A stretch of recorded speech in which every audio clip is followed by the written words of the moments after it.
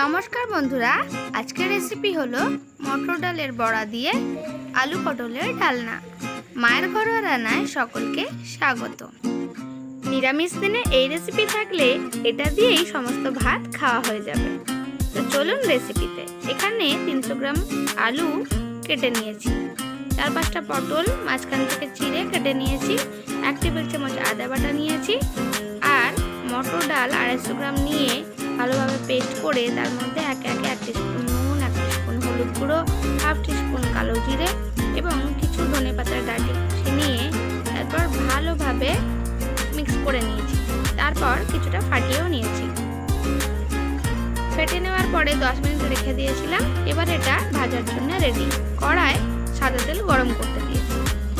এবারে কিছুটা করে ডালের পরিমাণ নিয়ে চ্যাপটা চ্যাপটা করে বড়ার আকারে তেলের মধ্যে দিয়ে দিচ্ছি।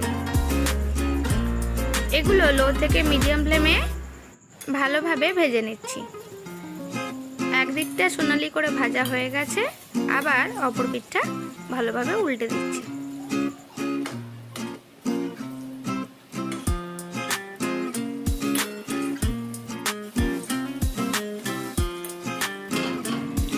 এবার দু পিঠ ভালোভাবে ভাজা হয়ে গেছে। এবার বড়াগুলোকে একে একে থালায় তুলে নিচ্ছি। এভাবেই সমস্ত বড়াগুলো একে একে ভেজে নিচ্ছি।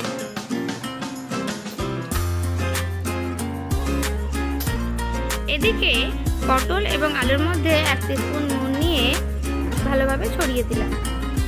তারপর 1 টিস্পুন হলুদ গুঁড়ো দিয়ে ভালোভাবে ছড়িয়ে নিয়ে সমস্ত পটল এবং আলুর গায়ে ভালোভাবে মাখিয়ে নিচ্ছি।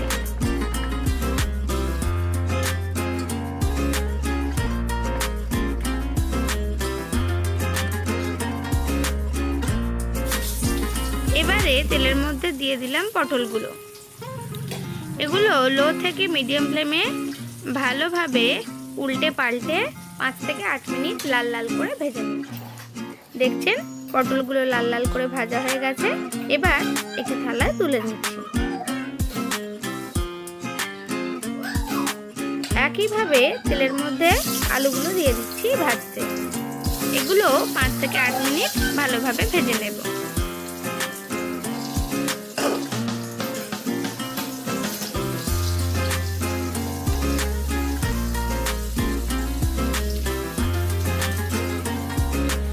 মিনিট পর এগুলো লাল লাল করে ভাজা হয়ে গেছে।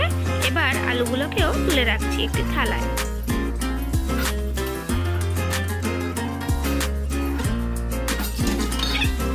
এবার তেলের মধ্যে একটি তেজপাতা এবং 1 টিস্পুন মতো জিরে ফোড়ন দিয়ে দিলাম।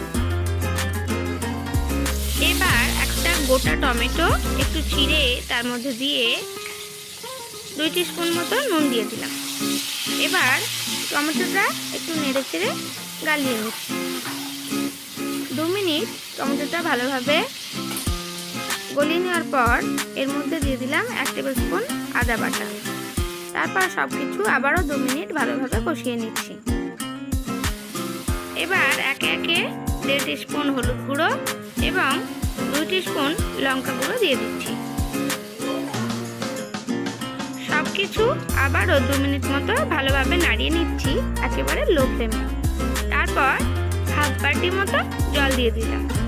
এবার সমস্ত মশলা একটু নেড়ে ছেড়ে দিলাম। এবারে মশলাটা ভালোভাবে ফুটতে দেব। ফুটে উঠলে এর মধ্যে ভেজে রাখা আলু দিয়ে আরও 5 মিনিট মতো কষিয়ে নিচ্ছি। এবারে এর মধ্যে দিয়ে দিচ্ছি 1.5 গ্লাস মতো জল। কিছুটা নেড়ে ছেড়ে দিয়ে তারপর ঢাকনা দিয়ে 20 মিনিট সিদ্ধ হতে দিচ্ছি। 20 মিনিট পর ঢাকনা খুলে নিলাম। আলুগুলো সিদ্ধ হয়ে গেছে। এবার এর মধ্যে ভেজে রাখা পটল দিয়ে দিলাম। তারপর দিয়ে দিচ্ছি ভেজে রাখা বড়াগুলো।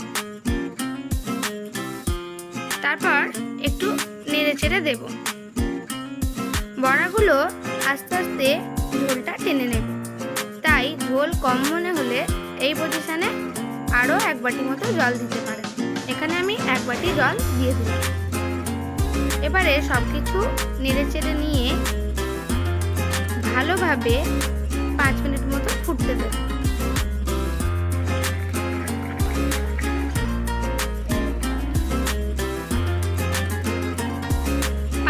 ভালোভাবে ফুটিয়ে নিয়েছি।